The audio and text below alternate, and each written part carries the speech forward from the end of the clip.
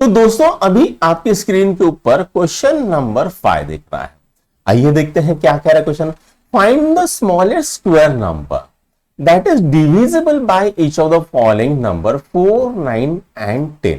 तो हमको क्या करना है, स्मॉलेस्ट स्क्वायर नंबर निकालना है that is divisible by each of the following. मतलब क्या है, मोटा मोटा इसका एलसीएम निकालना है।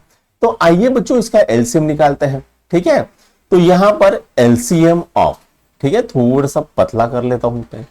ठीक है, LCM of 4, 9 and 10 is equal to, ठीक है। अब इसको दो तरह से सॉल्व कर सकते हैं आप। तो 4 इज इक्वल टू 2 इंटू 2, ठीक है, ये एक मेथड हो गया। 9 इज इक्वल टू 3 इंटू 3, ठीक है। 12 क्या हो गया, 2 इंटू 3 इंटू 2 हो गया।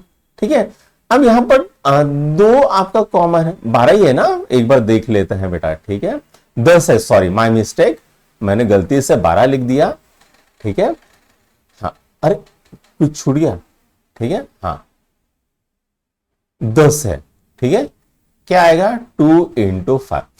अब यहां पर एलसीएम निकालना है, तो सबसे पहले बच्चों ज्यादा नंबर कौन है, यहां पर 2 है, यहां पर 2 है, उसकी जगह पे 2 आ गया। ठीक है, अब यहां पर 2 बच गया तो इसको मैंने लिख लिया। अब यहां पर 5 बच गया, उसको मैंने लिख लिया। अब यहां पर 3 बच गया, उसको मैंने लिख लिया। और यहां पर 3 बच गया, उसको लिख लिया। ठीक है, 5 तारीख 15, 15 तारीख 5, 5 दूने 9, 9 दूने 180। तो एलसीएम ऑफ 4, 9, 12 कितना आ रहा है, एलसीएम ऑफ 4, 9, 12 10 सॉरी 10 यहां पर है। ठीक है, कितना आ रहा है बेटा, 180। अब इसी 180 को मैं कैसे लिख सकता हूं, तो 2 इंटू 2 इंटू 3 इंटू 3 इंटू 5। ठीक है, ऐसे लिख सकता हूं मैं, बराबर है ना। तो ये क्या हो जाएगा, ये हो जाएगा 2 का स्क्वायर इंटू 3 का स्क्वायर इंटू 5। अब जो यहां पर जो है 180, ठीक है, यहां पर जो 5 है वो ही अपना स्क्वायर में नहीं है, पेयर में नहीं है। तो मुझे क्या करना पड़ेगा, इसको पेयर में लाना पड़ेगा। तो ये पेयर में आ गया, तो ये क्या हो गया, 180 into 5 is equal to 2 square into 3 square into 5 square. ये पेयर में बन गया।